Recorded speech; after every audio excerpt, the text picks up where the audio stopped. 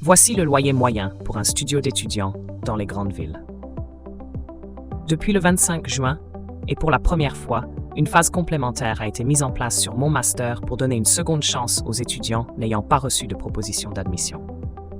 Sans garantie que le master de leur choix ou la région leur corresponde, c'est un autre sujet qui inquiète les étudiants, le manque de logements et leur coût dans les grandes villes. Une pénurie de logements qui persiste. La phase complémentaire, Mon Master qui a débuté le 25 juin et qui va se terminer le 31 juillet, va permettre aux étudiants qui n'ont pas eu de place de lister 10 nouveaux vœux dans toute la France. Une deuxième chance pour ceux qui n'ont pas encore reçu de proposition d'admission, qui sont sur liste d'attente, ou encore qui n'ont pas pu compléter leur candidature en phase principale.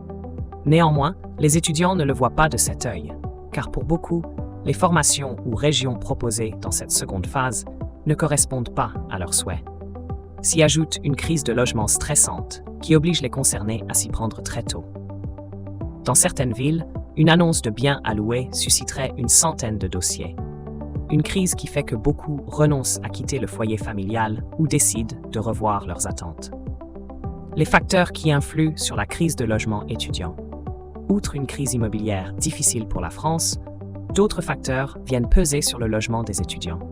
Il s'agit notamment du manque de biens, de la forte demande en grande ville et de l'inflation.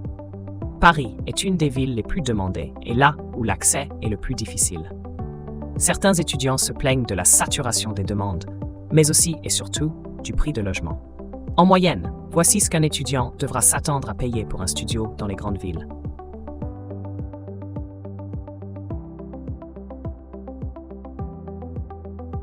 Justine Delafosse, chargée de la commercialisation des logements étudiants chez le groupe Sergic Résidence, affirme que les chambres en Île-de-France sont pour la plupart toutes réservées. Les étudiants s'y prennent souvent dès le mois de mai, qu'ils aient ou non confirmation de leur inscription. Même constat à Nice en Marseille. Nemea Apart-Études affirme toutefois avoir encore un peu de place en Dijon ou Montpellier, mais que face à la pénurie, les logements seront sûrement réservés en fin juillet. Crise de logement étudiant, quelle solution? Pour résoudre cette pénurie, l'ancienne première ministre Elisabeth Borne avait prévu de construire 35 000 nouveaux logements et rénover 12 000 logements du Crous. Le gouvernement veut également inciter les étudiants à faire plus confiance au dispositif Visal pour un accès plus simplifié au logement. En outre, des alternatives privées commencent également à gagner en popularité pour répondre aux besoins des étudiants.